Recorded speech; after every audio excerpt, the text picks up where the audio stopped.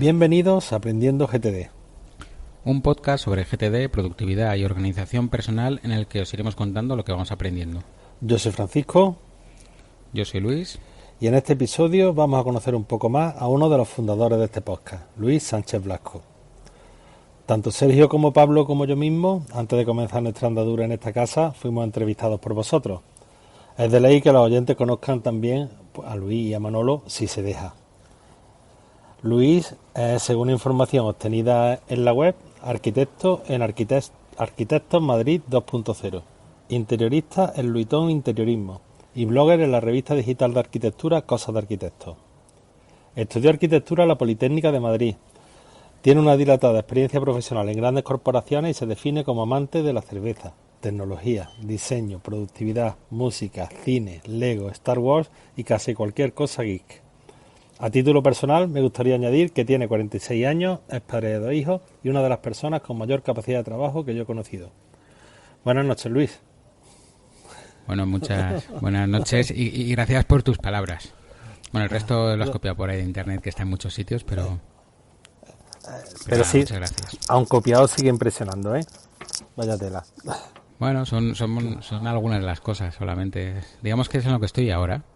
Bueno, pues vamos a ver si rascamos un poquito y sacamos algunas más, ¿vale? Venga, muy bien.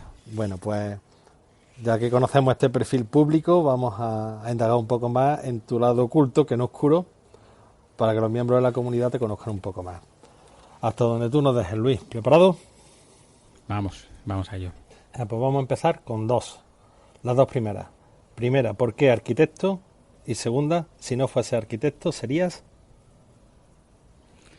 A ver, ¿por qué arquitecto? No lo sé, siempre me gustó, siempre hice construcciones en Lego, siempre estaba pensando en cosas de estas y no sé, siempre me gustó el dibujo, me gustaba que era... Siempre es una persona que me han interesado muchas cosas, entonces me pareció que es una carrera que tiene una parte técnica de ingeniería, pero un poco light, tiene una parte de dibujo, pero tampoco es bellas artes, tiene una parte de estudio como historia del arte y cosas así, pero tampoco es historia. Me pareció que tenía un poco de todo, ¿no? Los ingenieros, que son un poco cabrones, dicen que no he sido suficientemente hombre para ser ingeniero ni suficientemente gay para hacer bellas artes, pero bueno, a mí me da igual, que piensen lo que quieran al final. Y si no fuese arquitecto... Nunca lo había visto la arquitectura desde ese punto de vista. Sí. No, a mí me parece que, vamos. Y luego profesionalmente, o sea, hay muchas más salidas de las que te enseñan en la escuela. De hecho, en la escuela te enseñan a ser una estrella. Pero claro, el otro 99,9% de los arquitectos tienen que buscar la vida. Y hay muchas salidas muy interesantes, o sea que... Y luego, si no fuese arquitecto, seguramente sería informático. Pero vamos, de hecho, es curioso porque... antes de la pandemia, como en el 2018, no sé por qué, para mí fue un año remember, porque me reuní después de 12 o 15 años sin vernos con todos los compañeros del colegio, me reuní con la pandilla de la casa donde yo había vivido, de la urbanización donde yo había vivido de pequeño, porque se dio que había venido uno que vivía en Francia, había venido uno que vive en Sevilla, había venido otro, y nos conseguimos juntar todos. Y muchos, que hacía mucho que no me veían, me decían, ¿pero tú no has hecho informática? Pues yo de pequeño estaba siempre atado a un ordenador. Pero bueno, me imagino que sí, que habría sido informático. Eres friki desde pequeño, ¿no? Sí, mucho. Sí. Muy bien, pues ya iremos rascando cada cosita. A ver, hubo un episodio que hablamos de las áreas de responsabilidad. Ahí nos diste, lo grabaste conmigo. Y nos diste una idea bastante pormenorizada del contenido de tu trabajo. ¿Qué faceta de tu trabajo te apasiona más de todas las que desarrollaste? Y, por otra parte, ¿haciendo qué de tu trabajo disfrutas más? No me digas que cobrar. Hombre, está bien, ¿no? Yo siempre le digo a mi socio que vamos a montar una empresa al 50%, que él se quede los gastos y yo me quede los ingresos. Pero no cuela nunca. A ver, a mí de mi trabajo me gusta mucho la capacidad que tenemos de afectar directamente en la vida de las personas y en cómo viven y cómo va a ser su casa del futuro, porque yo me he especializado últimamente en viviendas unifamiliares y en cambiar viviendas por dentro. Entonces, al final está muy bonito cuando tienes una buena propiedad con la que hablar y entiendes cómo tienen que vivir y cómo van a vivir y cómo van a usar su casa, y participar en ese proceso es muy bonito. Y luego yo con muchos de los que han sido clientes míos sigo manteniendo una buena amistad, ¿no? Eso sería antes del diseño, tal cual. No, y durante todo el proceso, o sea, y luego me disfruto mucho, o sea, soy un maniático del control, pero del control brutal. Entonces, disfruto mucho teniéndolo todo controlado, o sea, desde una planificación, aunque luego no se cumpla, pero sabiendo que la tengo ahí y que puedo apretar a todo el mundo por ahí, viendo que vas al límite y lo consigues sacar, viendo que no has llegado al límite porque lo has hecho bien antes, o sea, porque al final, por muy que lo hagas, los problemas existen. La verdad es que disfruto con muchas cosas. Ahora estoy muy ilusionado porque el día 15 más o menos empiezo una unifamiliar de cero, y hace tiempo que no hago una estructura, entonces volver a estar ahí haciendo las estructuras, el hormigón y tal, me apetece un montón esa fase de obra. Me gusta mucho el ambiente de camaradería que hay en las obras normalmente, ¿no? Aunque luego cuando pasa algo nunca nadie tiene la culpa de nada, pero sí, las obras no sé. son... Pero no sé, yo la verdad que con mi trabajo disfruto mucho, ¿sabes? Tengo la suerte que voy todos los días a trabajar con mi mejor amigo, y que la gente que trabaja conmigo lleva muchos años y somos una pequeña familia, ¿sabes? O sea que... Bueno, pero con el tema del control que acabas de comentar, tienes que tener una lista a la espera temible para los demás. Sí, no, pero no es tanto tampoco saber lo que hacen todos o que no, es... O sea, tengo un control absoluto, tengo tablas de Excel analizando cosas por todos lados, pero por todos lados, de todos los aspectos, y ya no solo a nivel de trabajo, a nivel personal también, y hay veces que me tengo que parar, me tengo que parar porque al final digo, ¿para qué estás controlando esto que no lo necesitas, sabes? Pero bueno. No te suponía yo tan analítico. Sí. Bueno, has hablado de problemas. David Allen dice que no hay problemas, que solo hay proyectos. Entonces yo te quería preguntar cuáles han sido los mayores retos personales y profesionales a los que te has tenido que enfrentar hasta ahora. A personales, clarísimo, mis 2 hijos, ¿sabes? Cada uno con sus cosas.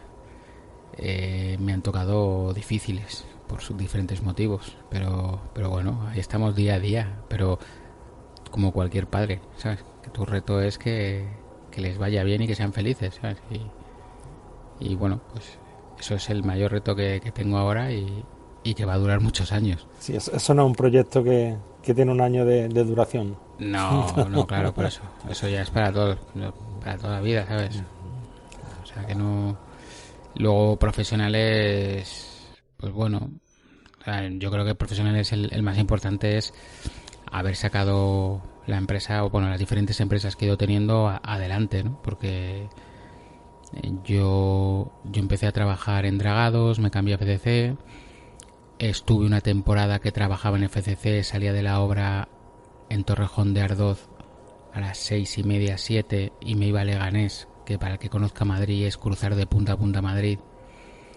Me ponía a trabajar ahí con el que es mi socio y con otro compañero que fue socio nuestro también durante mucho tiempo. Me pasaba trabajando hasta las 9:30, 10 de la noche, y de ahí me iba a Alcobendas, que es donde vivía en ese momento. Dormía, y a las 8 de la mañana otra vez en Torrejón de Ardoz. Estuve así muchos meses. Hasta que al final, pero muchos meses, además, que le dije a mi jefe que tenía en FDC que me iba a ir, porque iba a montar un negocio por mi cuenta, pero aún así estuve 4 meses por no dejarle tirado, y terminé la obra. O sea, se dejé la obra para remates con una chica, una aparejadora que estuvo de jefe de obra a la par mío los últimos meses, para que yo le fuese pasando el testigo. O sea, pero yo hasta el último día trabajase como si me hubiese quedado toda la vida en esa empresa. Para hacer eso hay que tener una edad, ¿eh? Sí, bueno. Ahora lo hago, pero de otra manera, ¿sabes? Ahora llego a trabajar 1 hora, ceno con los niños, recojo, me subo a grabar un podcast, bajo, uno no se ha dormido o se despierta dentro de 2 horas, no sé. Como dice Manolo, dormir es de cobardes, ¿sabes? O sea que... Tú eres Que de no los, se lo recomiendo a nadie, no se lo recomiendo a nadie, lo de dormir poco porque se pasa muy mal. tú eres de los más valientes, entonces. Yo duermo muy poco, sí. Bueno, en tu perfil público, ese que he copiado yo por ahí, nos habla de gran cantidad de aficiones, de la naturaleza más diversa. Esto explica pues la gran inquietud e interés que muestras por campos muy diferentes. Esto te hace afrontar proyectos de lo más variados. Háblanos de otros proyectos distintos, de tus blogs, de podcasting, del amor será yo. ¿Eso qué es? Bueno, a ver, yo te cuento, a ver. He hecho muchas cosas, muchas, y muchas que me quedan por hacer, ¿eh? Te va la marcha, sí. También has hablado de que en la incubadora tienes no sé cuántas ideas de negocio. Sí, a ver, yo por ejemplo, de pequeño estoy hablando con 10 años, ¿sabes? Me cogía la bici, me iba a un kiosco que había en mi casa, compraba chucherías y las vendía en la ventana de mi casa, siempre un poco más caras, por supuesto, para ganar un dinero. Pero eso lo hacía con 10 o 12 años y los padres de algunos vecinos se quejaban a mis padres y mis padres decían, bueno, pues no sé, ¿por qué le voy a cortar espíritu emprendedor? ¿No? En eso tuve mucha suerte, mis padres siempre han aguantado carros y carretas conmigo. Luego, por ejemplo, el cine siempre me ha encantado y entonces me apunté a una escuela de guión de cine. Escribí el guión de varios cortos. Ahí empecé con un grupo de amigos a grabar distintos cortos. Entonces, todos los fines de semana íbamos a grabar el corto de cada uno. Cortos muy amateur, pero con los que aprendí un montón.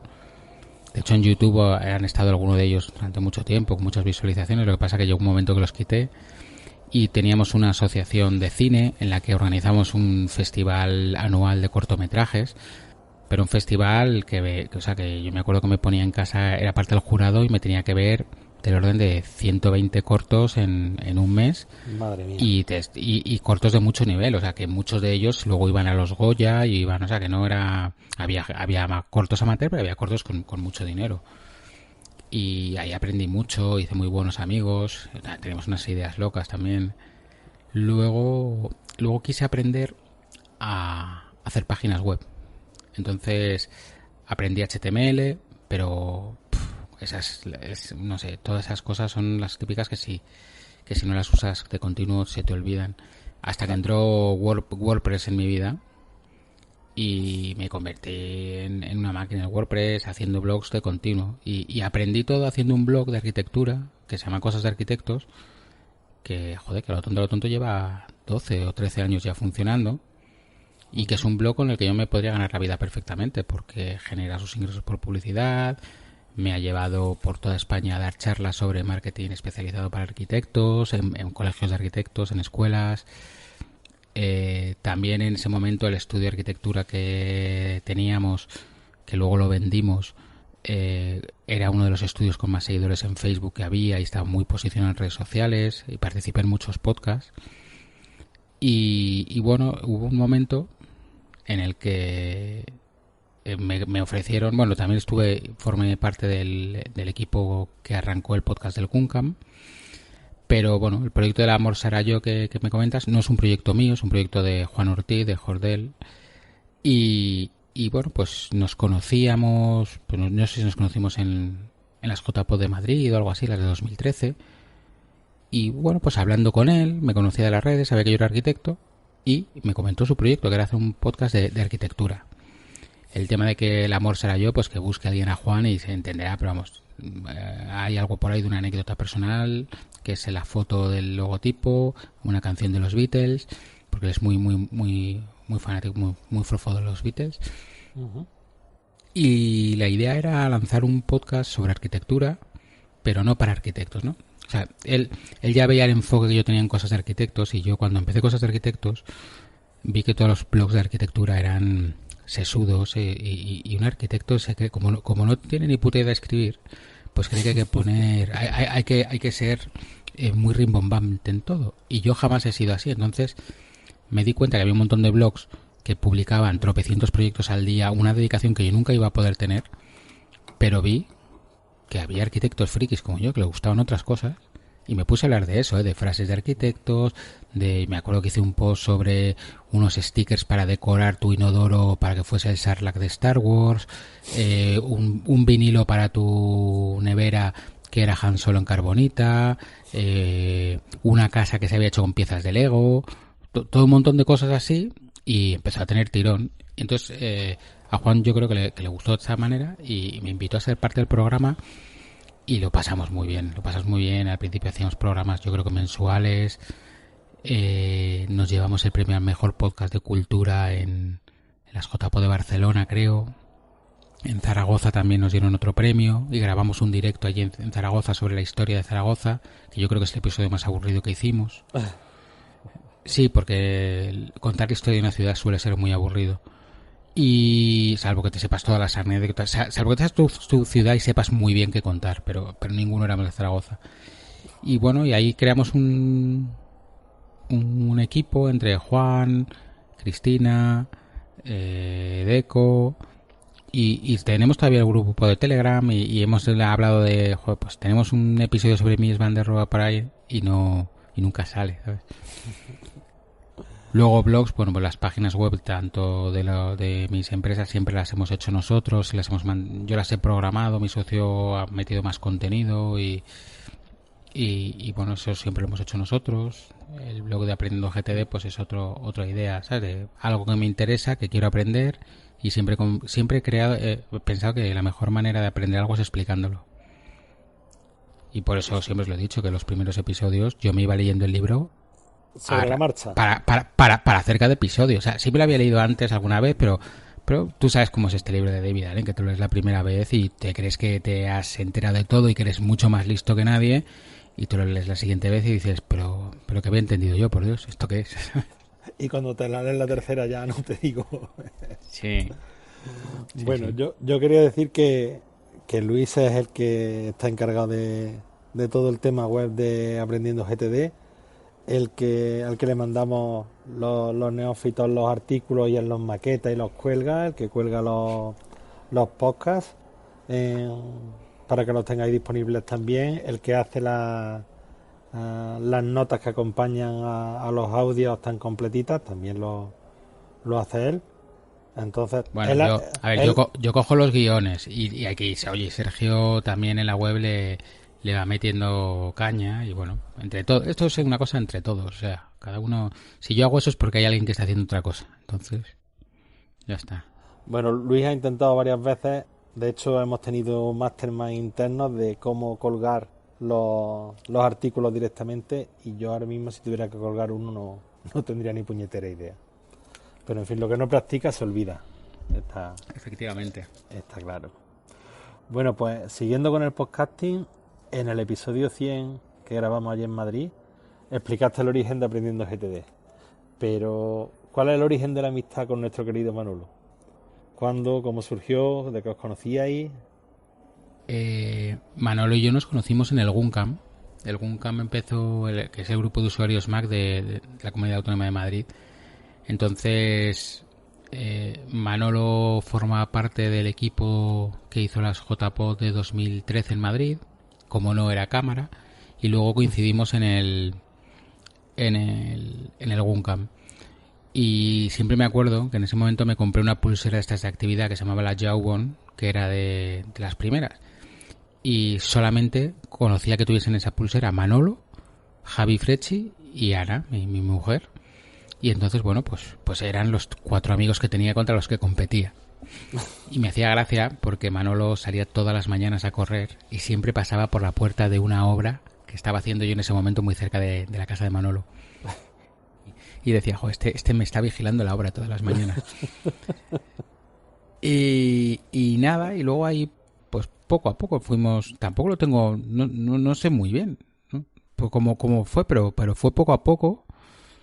Sí que nos fuimos llevando mejor y cuando eran las reuniones pues siempre acabamos hablando, en una comida me imagino que nos tocaría al lado y luego fue pues cuando tuve la intención de empezar con Aprendiendo GTD empecé a preguntar, yo sé que Manolo lo lleva usando y bueno pues cuando dije que iba a lanzar un podcast de GTD, bueno, de GTD, pero siempre lo he dicho, que para mí GTD era como sinónimo de productividad en general, ¿no?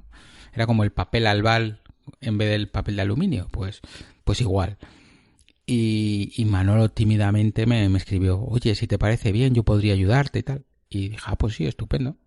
Y sí que es verdad que grabar el podcast pues nos ha hecho...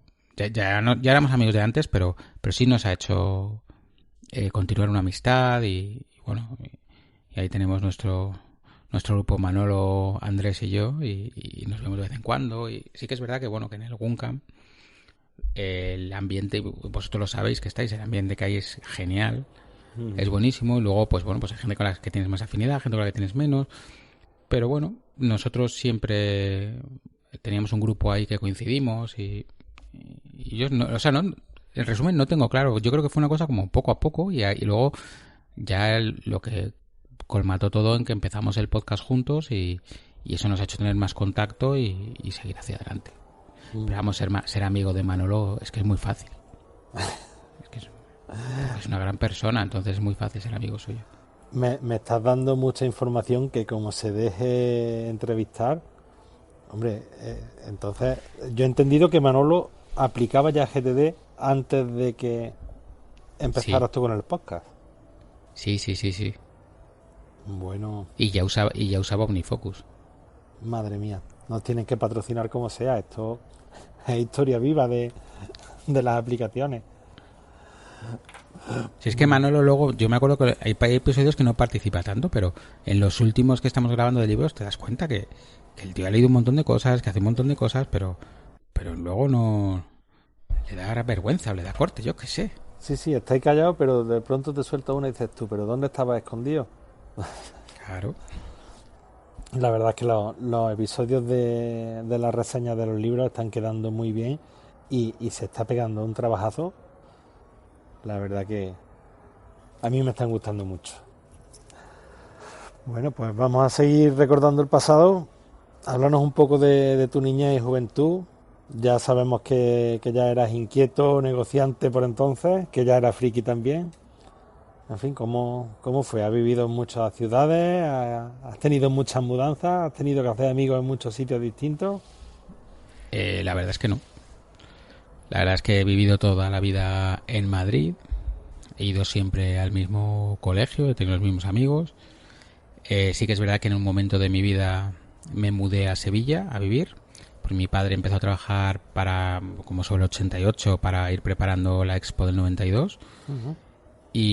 Pero como la vida es así, mi padre llevaba una temporada allí, nos mudamos a Sevilla mi madre y yo, y cuando llevábamos allí poco menos de 6 meses, él volvió a trabajar a Madrid. Pero fíjate lo que es la vida, que algunos de mis mejores amigos son de esa época. Porque yo luego volví a Madrid, terminé el colegio en Madrid, quise hacer arquitectura, pero la nota media no me dio por muy poquito. Yo creo que yo tenía una nota media a lo mejor de 7,21 o algo así, sobre 10, y arquitectura pedían 7,28, me quedé por muy poco. Y entré en caminos. Entré en caminos y había hecho también la prueba de ingreso en ICAI, porque mi padre es ingeniero de ICAI y era su máxima ilusión. Entonces ya, pues, otro de los disgustos. Le dije, ¿ves? Ya te he demostrado que yo podía ser ingeniero de ICAI, pero no lo voy a ser. Y les dije que yo quería ser arquitecto. Y conseguí, me dijeron que no podía ser, que como iba a perder un año, y conseguí entrar en arquitectura en Sevilla. Entonces me mudé a Sevilla, pero a vivir yo solo. Entonces, uno de mis amigos del colegio, que es además el que ha sido mi mejor amigo de Sevilla toda la vida, y que hemos mantenido el contacto, pero mantenido el contacto por carta escrita y viéndonos los veranos y tal, también estudió arquitectura. Y otro amigo del cole estudió aparejadores. Y entonces, bueno, pues ese año hice varios amigos también en la carrera que mantengo hasta el día de hoy. Y entonces tengo un grupo de amigos de Sevilla con los que me mantengo la relación, pues vamos, de toda la vida. Bueno. Y de hecho estoy en el grupo de WhatsApp del cole, pero somos el núcleo duro, como llaman. y luego ya me volví a Madrid, o sea, porque cuando dejas un tío con 18 años viviendo solo en un piso, pues no va bien la cosa. O sea, no va bien porque me hicieron una trampa infernal, que es, yo tenía clase en la universidad lunes y martes y jueves y viernes, pero el miércoles no. Entonces, el miércoles en España es el día del espectador, donde el cine es más barato. Entonces te vas al cine y después del cine que menos que ir a cenar y tomarte una cerveza, y entonces al final te dan muy tarde y ya no te levantas al día siguiente para ir a clase, y como ya te has levantado tarde pues sales el jueves y así pasa lo mismo el viernes y luego el sábado. Y bueno, pues fue un año que, o sea, sí, fuera de bromas, me fue muy mal en los estudios, pero aprendí mucho mucho de mí, sobre todo. Y me volví a Madrid y ya sí conseguí entrar en arquitectura, pero en Madrid. Y ya a partir de ahí, pues, curso por año, tranquilito. La verdad que he sido siempre muy vago, ¿eh? Porque yo tenía exámenes y salía. Me daba igual que el lunes tuviese un examen, yo el viernes salía. Y bueno, tenía amigos que iban a por nota y yo, todo lo que fuese por encima del 5 era haber perdido el tiempo. Y realmente he terminado la carrera y jamás me han preguntado las notas. Entiendo que la gente que se quiere dedicar a temas universitarios o a temas de becas o temas de tal es súper importante, marca la diferencia tener un 10 o un 9. Pero a mí nunca me importó. Vamos.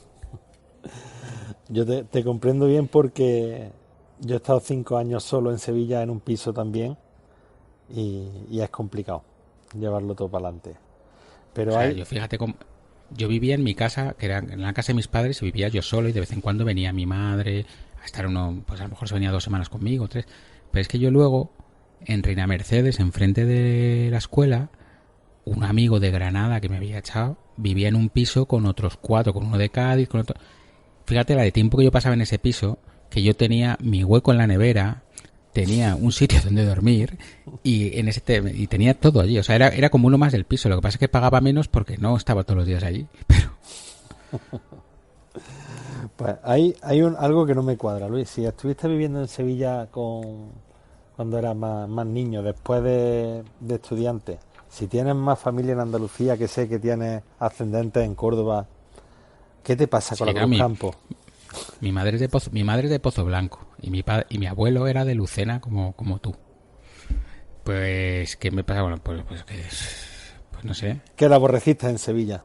Yo lo estoy viendo ya. No. Sí, y oye, que yo cuando voy a Sevilla bebo Cruz Campo, más que nada porque es lo único que ponen y porque es verdad que en Sevilla sabe distinta, pero cuando vas a un sitio como el Lidl sí que saben. La Cruz Campo está en el pasillo de los refrescos y os reto a que vayáis a un Lidl y lo comprobéis. En Madrid está en el pasillo de los refrescos y el resto de las cervezas están en otro pasillo. Entonces, bueno, pues es un tema yo creo, de paladar. Que cuando te has criado en Madrid, el sabor de la Mau es más amargo y la Cruz Campo no te sabe a nada. Pero bueno, que podían aprender un poco en Sevilla de la Alhambra de Granada, que eso está bastante mejor. Yo creo que todo tiene una explicación y en Sevilla hace mucho calor y nunca sales a tomarte una cerveza. Para quitarte el calor te tienes que tomar mínimo 3. Y te tomas 3 cervezas de las de Madrid y llegas a tu casa a 4 patas. Entonces tiene que ser más flojita para que te tomes 5, 6 o 7 y puedas llegar en medio en condiciones. El que tiene que ser menos flojito eres tú. No, sí, sí que es verdad que y de hecho yo creo que la Cruz Campo Especial, que es una cerveza con más cuerpo y más fuerte, no ha tenido el éxito que esperaban. No, aquí no se quiere. Pero en fin. Yo la probé la primera vez fui a Córdoba porque mi abuela vivía en Córdoba, enfrente del Parque de los Patos, a la de la estación. Uh-huh. Y bueno, pues cuando iba, luego yo me iba por ahí a dar una vuelta y tal, y la probé allí la primera vez y al sitio que iba me lo recomendó, tómatela, pruébala, tal, pero no me emocionó mucho.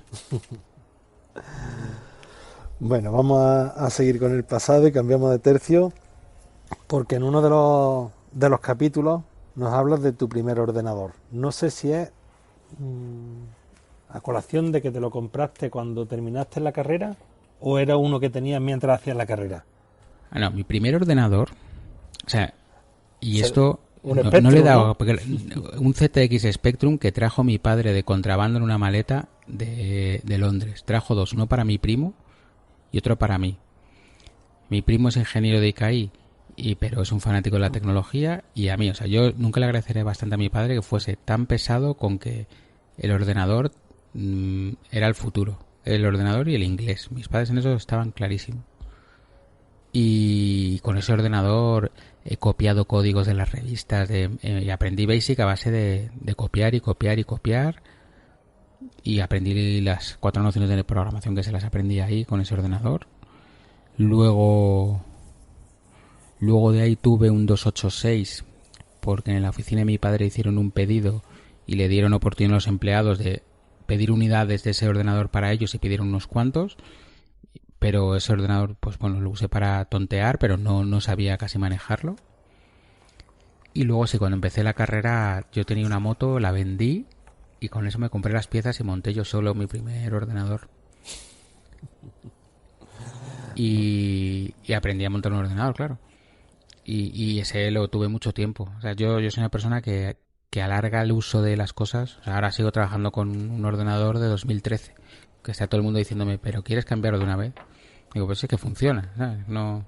Sí, uno igual que tenía yo antes y lo tiene mi padre heredado y funciona perfectamente. El MacBook Pro, Sí, ¿verdad? sí, sí, Sí, sí. sí, es una máquina muy buena. Bueno, ¿cuándo diste el salto a Apple entonces? Pues lo quise dar en 2009. ¿2009? No, en 2007 o 2006, en ese entorno. Pero el problema es que no había AutoCAD todavía para Apple. No, yo no conocía la opción de Parallels ni cosas de estas. Entonces no había AutoCAD para Apple porque yo siempre escuché la historia que Autodesk tenía un acuerdo con Microsoft y por eso no sacaba la versión de Apple. Y de hecho 3D Studio no sé si él habrá hoy en día para Apple todavía, que también es de Autodesk. Y no hice el salto y me acabé comprando un ordenador HP que yo creo que todavía está pululando por casa porque como alargo tanto los ordenadores, ese lo he destripado 20.000 veces, le cambia la mitad de las piezas, he ido rapiñando de aquí para allá, de un amigo que tiene un ordenador y me queda un trozo y se lo pongo y tal, y seguía por ahí y fue aguantando y ya hice el cambio en 2000, pues o cuando... Mira, yo me acuerdo que me apunté al Guncam, y que yo creo que fue el 2013, y la primera actividad estaba bajando por la escalera y escuché una voz que era la de Philip de charlas y le reconocí por la voz. Y yo llevaba una temporada o ese momento, sobre todo hablé con él y él me aconsejó qué ordenador comprar. Y me compré un iMac de 21 pulgadas de 2009 en un Cash Converters. Que le hice el lío de mucho cuidado, porque claro, el Cash Converters no tiene obligación, es una tienda de segunda mano, no tiene obligación de hacer factura y menos con IVA. Pues yo por mis narices le saqué la factura con IVA al tío. Pero claro, manteniendo el precio final de 800 euros. Y luego ya ese ordenador, pues también, al final hice lo de siempre. Le subí la RAM a 32. Alejandro, con un amigo del Guncam, me lo abrió y le metió un SSD, pero mantuvimos el otro. Y ese ordenador lo jubilé y lo vendí por casi lo que me costó.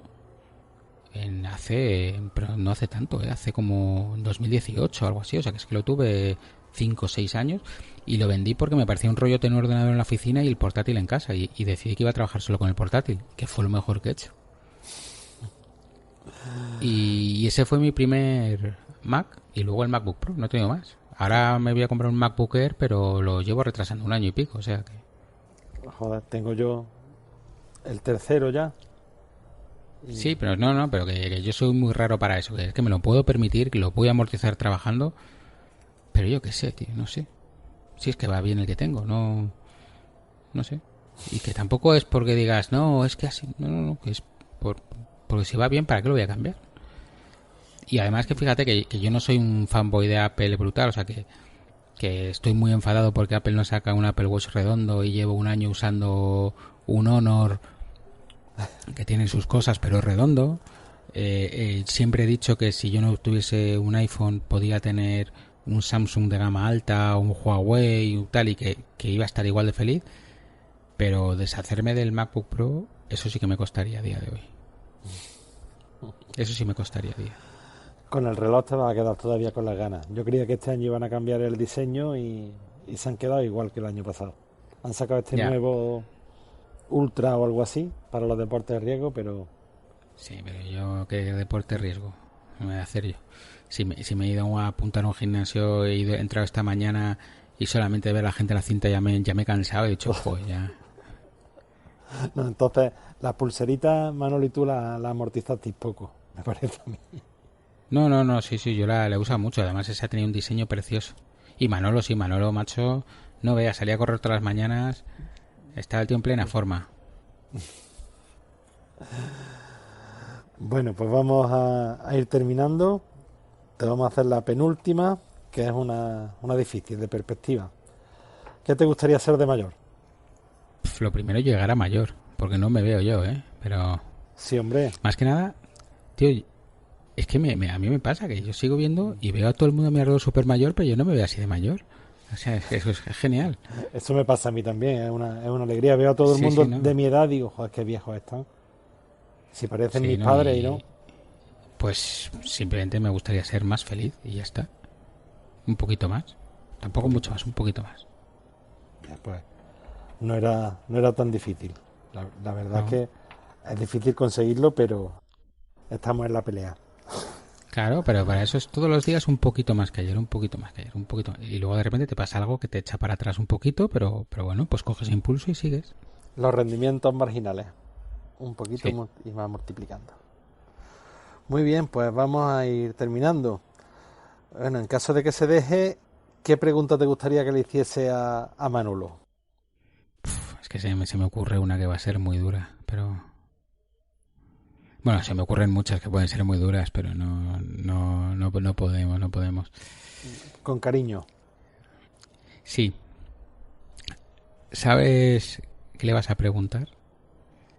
Que Venga, te hable del nuevo proyecto que tiene entre manos, vale.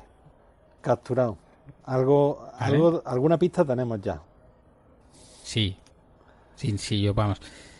Es un... O sea, Manolo, por ejemplo, el primer podcast que graba no es Aprendiendo GTD, ha grabado varios antes, ha participado y tal, pero tiene un proyecto entre manos que está dándole vueltas y a ver si se atreve a contar un poquito. Porque yo creo que eso, ¿sabes? Estas cosas, hay mucha gente en el mundo del emprendimiento y en el mundo de cualquier tipo de proyecto que tiene una idea y se la callan para ellos y no se la cuentan a nadie. Y yo, en cambio, soy partidario de contárselo a todo el mundo. Primero, porque me pueden copiar la idea, pero no el enfoque que le voy a dar yo. Y segundo, porque una vez que se lo cuentas a alguien, ya te has comprometido a que eso tiene que salir y que eso va a salir hacia adelante. Y entonces, a mí al menos me motiva a currármelo y a sacarlo. Sí, eso lo comentaste en el último episodio, Sí, en el sí, comentario del sí. libro. Me pareció un enfoque interesante porque es muy habitual eso de callarse, me lo vayan a copiar cuando resulta que hay 1 millón de personas que ya han pensado lo mismo que tú. Y A ver, si es que sabes lo que pasa, que si es una idea que es copiable, o sea, que es algo que alguien solamente escuchando le es capaz de hacer exactamente igual, esa idea no vale nada porque no estás aportando valor, no estás haciendo absolutamente nada. Lo que vale es la puesta en escena, la puesta en marcha, cómo lo haces tú, qué enfoque le vas a dar. Hacer un curso de GTD lo hace hasta el más pintado, que sepa a 4 cosas, pero importa cómo quieres contarlo, en qué orden, cómo lo haces. Bueno, pues y eso es una tontería lo que acabo de decir, pero así es casi todo.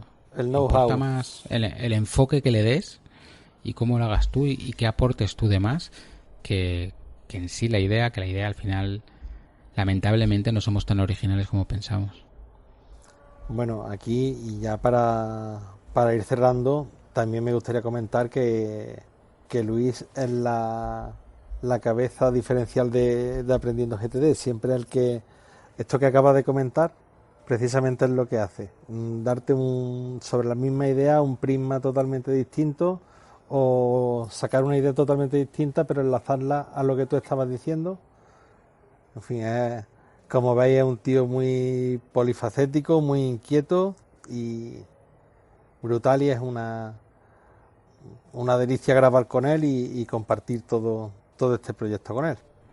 Muchísimas Para gracias, Luis. mí también, ¿eh? Para mí también es un placer estar con todos vosotros y haber creado, o sea, esta pequeña familia. Ya me puedo mover por toda España, ir tomando cervezas por todos lados, desde Gijón hasta Córdoba, tío, sin parar. Bueno, O aquí te sea, que espera Pepito eso Grillo. está claro. Cada uno tiene su rol y ya está. A mí me ha tocado el de dibujo animado. Bueno, pues Hasta aquí la entrevista, Luis. Esperamos que os haya resultado interesante conocer un poco más a uno de los fundadores de esta maravillosa idea que es Aprendiendo GTD. Y bueno, pues esto ha sido todo por este episodio. Es que va a quedar un poco raro que yo escriba un post sobre mí, pero ya tengo un ego en el que no entro, yo debe ser. Y bueno, si te ha gustado, te agradeceríamos que dejes una reseña en Apple Podcast o en iVoox para dar a conocer el podcast, así que podemos llegar a más personas. Puedes contactarnos en aprendiendogtd@gmail.com o info@aprendiendogtd.com. Y bueno, en nuestros Twitter personales, que el mío es @lsblasco y que ahora mismo es la única red social ya que uso. Yo no tengo, entonces en el Twitter del podcast @aprendiendogtd. Y bueno, como siempre, en las comunidades de Telegram y la de Slack, que como dijo Manolo en el último episodio, tenemos que ver qué va a pasar con ella porque han cambiado las condiciones. Pero bueno, también os avisamos que esperamos a lo largo de 2023 tener noticias nuevas.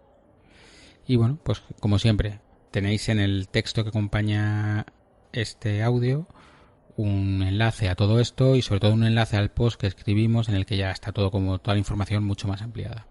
Que lo va a maquetar él. Sí. Bueno, nos vemos. Pues nos vemos en muy poco tiempo. Un saludo. Vale, hasta la próxima.